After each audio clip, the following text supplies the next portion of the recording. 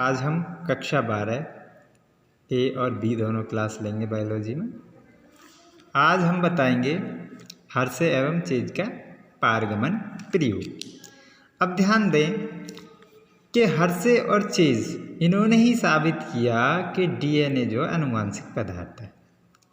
पहले एक रेस लगी हुई थी कि नहीं, डीएनए आनुवांशिक पदार्थ नहीं है, या तो प्रोटीन हो सकती है या डीएनए, दोनों में से कोई एक जो है आनुवांशिक पदार्थ हो सकता है। तो इस तथ्य को इन्होंने समझाने के लिए बहुत सारे ये एक्सपेरिमेंट किया। इसको बोलते हैं हम हर्षे एंड चेज एक्सपेरिमेंट। तो इन्होंने हमें बताने का प्रयास किया। इन्होंने लिया एक तो बैक्टीरियोफेज,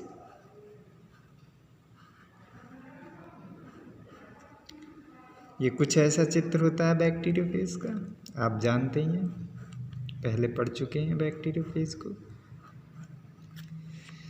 तो इसमें दो चीज़ें होती हैं। अब अच्छा, बैक्टीरियोफेज है क्या? बैक्टीरियोफेज होता है बैक्टीरिया जो होता है, ये बैक्टीरियोफेज ये बैक्टीरिया पर संक्रमण करने वाला होता है। इसको टी फेज भी बोल देते हैं, T2 भी बोल देते हैं, ठीक है, या बैक्टीरियोफेज। अच्छा, यही क्यों लिया उन्होंने यही इसलिए लिया क्योंकि इसमें दो चीज़ें ही होती हैं, प्रोटीन कॉट होता है और डीएनए, दो चीज़ होती हैं।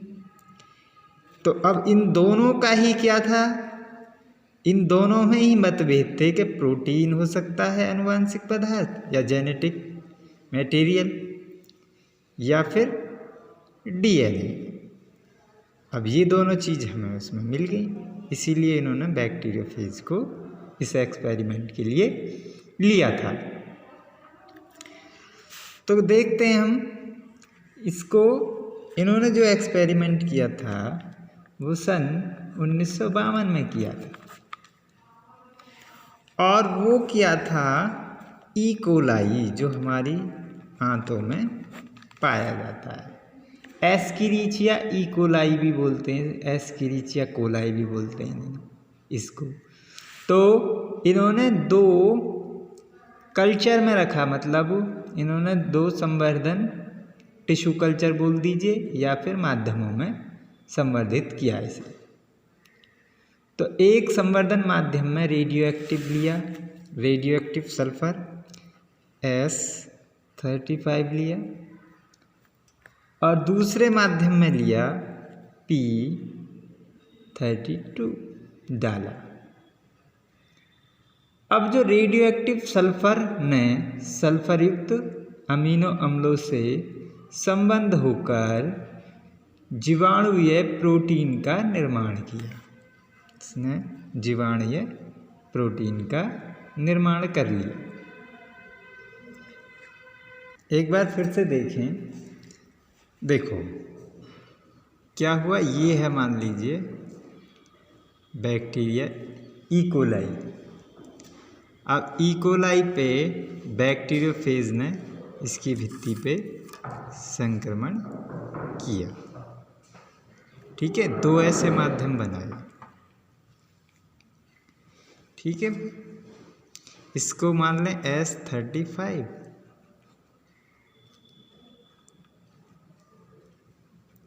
राइट, ऐसे दो माध्यम। अब ऐसा क्यों कर रहे हैं? क्योंकि अब प्रोटीन भी ले लिया। देखो इसमें तो होता है प्रोटीन, ध्यान दे लें, ठीक है, और इसमें डीएनए। पहले ही रिजल्ट बता दिया है मैंने। तो दो वर्धित किए इन्होंने ऐसे।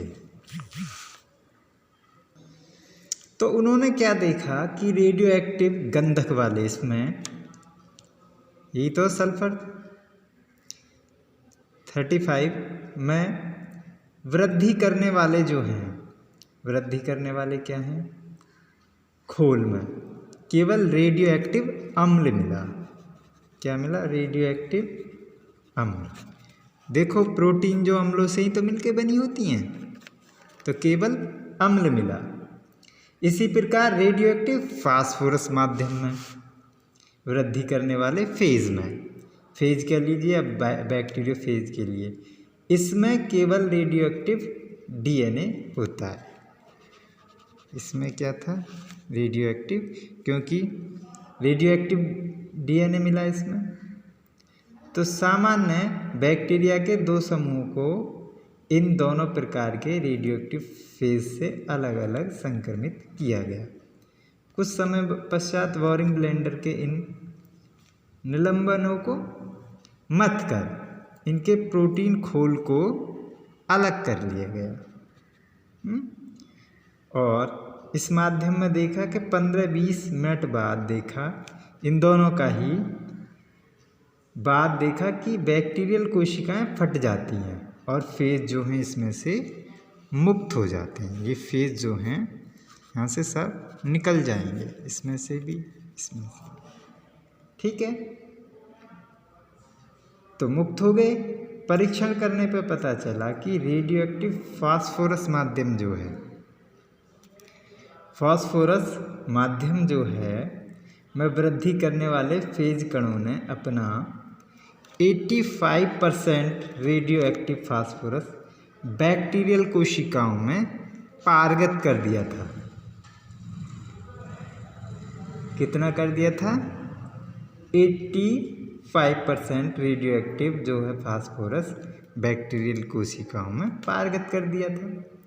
जबकि रेडियोएक्टिव गंधक में वृद्धि करने वाले कणों द्वारा बैक्टीरिया कोशिकाओं में गंधक की तनिक मात्रा भी पारगत नहीं हो पाई। गंधक की थोड़ी सी मात्रा बैक्टीरिया में पारगत नहीं हो पाई।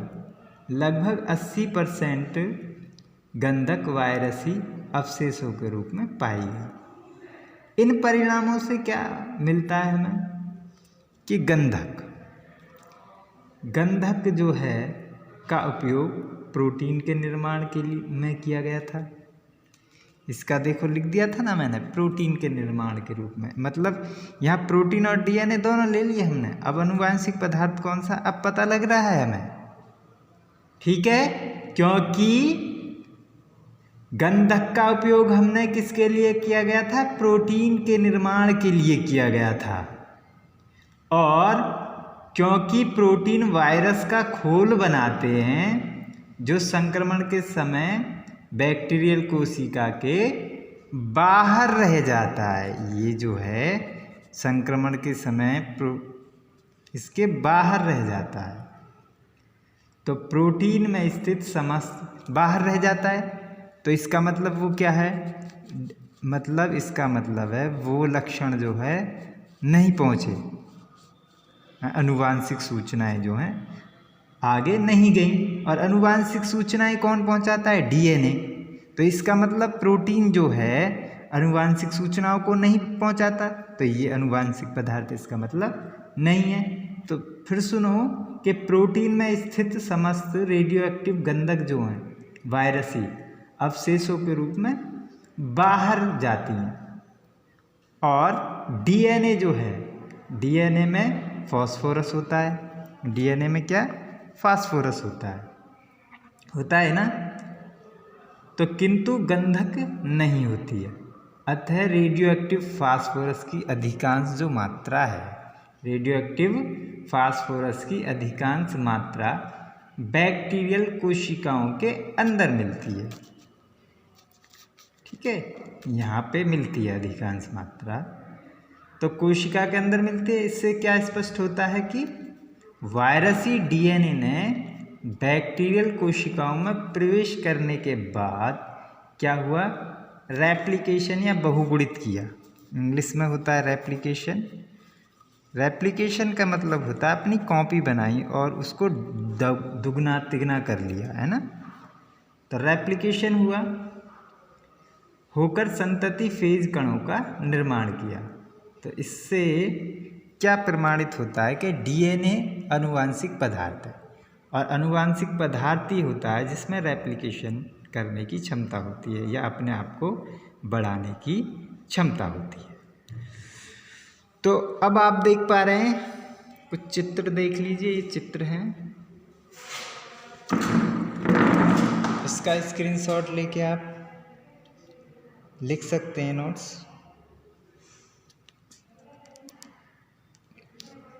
समझा दिया ही है मैंने, यहाँ तक ले लें, या आपके पास होगी ये किताब।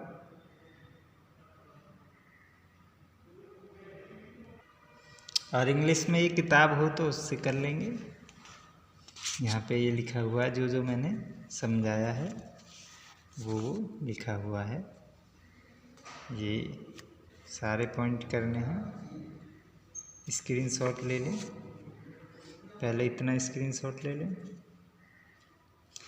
फिर इतना स्क्रीनशॉट ले लें, और फिर इसको चित्र को बना देंगे। तो थैंक्स फॉर वॉचिंग वीडियो। मिलते हैं नेक्स्ट वीडियो में, तब तक के लिए धन्यवाद।